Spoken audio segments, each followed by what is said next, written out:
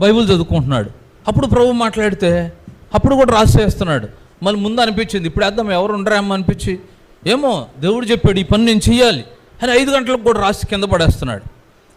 పాపం వలన వచ్చే జీతం మరణం అని రాశాడు. రాసి కింద పడేస్తే కింద ఒక ఆయన వెళుతూ ఇదిగో ఆయన టోపీ మీద పడింది. ఒక ఆయన తల మీద టోపీ పెట్టుకుని వెళ్తుంటే ఆయన టోపీ మీద పడింది. ఇక్కడ ఉన్నాడు చూసారా, బ్రౌన్ అంగి వేసుకొని ఆయన టోపీ మీద పడింది. ఆయన అసలు విషయం ఏంటంటే ఆయన ఎందుకు వెళ్తున్నా అంటే ఆయన చాలా మరి ఒక రకంగా చెప్పాలంటే తెలియకుండా మన దేశంలో కూడా భార్య బాధితులు ఎక్కువ ఉంటారు. భర్త బాధితులుగా ఉండే రోజులు పోయినాయి. ఇప్పుడు భార్య బాధితులు ఎక్కువ. ఆయనకేదో కుటుంబాల సమస్యలు, భార్య బాధితులు ఆత్మహత్య చేసుకుందని వెళ్తున్నాడు. ఇది పడి చూశాడు, ఎవరు ఇక్కడ కాగితాలు వేస్తుంది ఎవరబ్బా చేయడానికి పైకి చూశాడు, ఎవరు కనపడలేదు.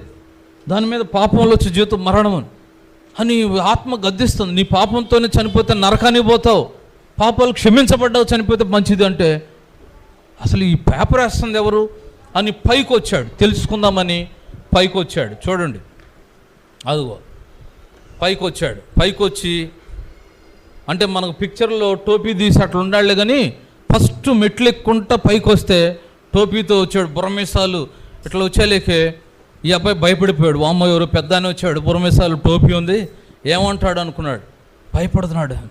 ఆ పెద్ద అన్నాడు, ఎవరు ఇక్కడ పేపర్లు వేస్తుంది అన్నాడు. అంకుల్ నేనేను అంకుల్, దయచేసి ఏంటి ఏమన్నా అయిందా మీకు అన్నాడు. అప్పుడు ఆయన అడిగింది ఎందుకంటే ఆయనకు దేవుడు మాట్లాడుతున్నాడు, అయ్యా నీకు ఎందుకు ఇలా పేపర్లు వేయాలనిపించింది అన్నాడు. ఏం లేదు అంకుల్, దేవుడు నాకు ఈ పని చెప్పాడు అందుకే చేస్తున్నాను. నేను యాక్చువల్గా చనిపోవడానికి వెళ్తున్నాను, నా కుటుంబల పరిస్థితులు నెమ్మదిలేవు, మరి పాపంలో చనిపోతే నరకానికి వెళ్తానని నువ్వు రాసిన మాట చెప్తుంది, పాపాలు క్షమించబడి చనిపోతే మంచిది అని ఉంది. మరి పాపాలు పోవాలంటే ఏం చేయాలంటే యేసు ప్రభు గురించి ఇక లోయసి కూర్చొని దుప్పటి తెలుచుకొని కూర్చొని శుభ్రంగా యేసు ప్రభు గురించి సువార్త చెప్పాడు. సువార్త చెప్పి అతనికి కూడా మరి బైబిల్ చదువుకోమని సలహా ఇచ్చాడు. బైబిల్ జీవముగల మాటలు, బైబిల్ గొప్పతనాన్ని చెప్పాడు.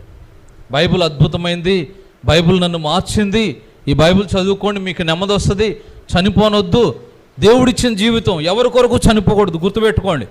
ఇక్కడ ఒక మాట చెప్తా, మీరు ఒకళ్ళని చంపడం, హత్య చేయడం ఎంత తప్పో మిమ్మల్ని చంపుకోవడం కూడా హత్యే. అందుకు ఆత్మహత్య అంటారు కదా.